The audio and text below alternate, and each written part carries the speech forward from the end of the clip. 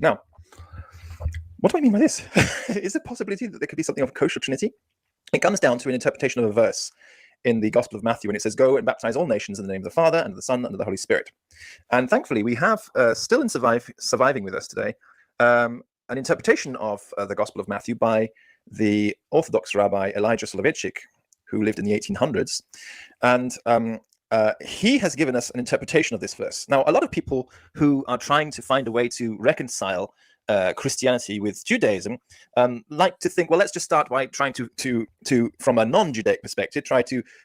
tear apart the New Testament and take out parts which seem to us as non-Jews to be in contradiction with Judaism, rather than going to Judaism and saying, all right, then let me understand Judaism fully first, inside out, not from an outsider's point of view, but from an insider's point of view. Let me learn what Judaism has to say about itself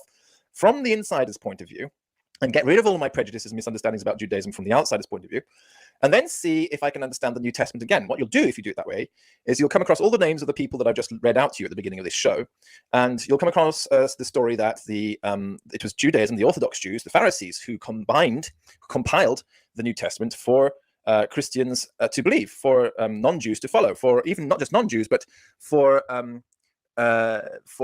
Jews who had gone astray, for secular Jews to follow as well. It was a kind of a filter system to give secular Jews and non-Jews a sort of a way forward, a way to salvation, so from the Judaic point of view. So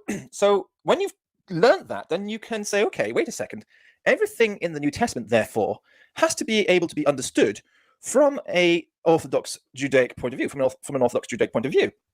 And that means that every single word in the New Testament, in its original language at least, which is Koine Greek, which is a Romanian Jewish language, the language of the Hasmonean Jews,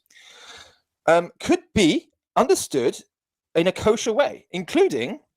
passages like this: "Baptize all nations in the name of the Father, the Son, and the Holy Spirit." Now, the standard position in Judaism is not to go into kind of a sort of a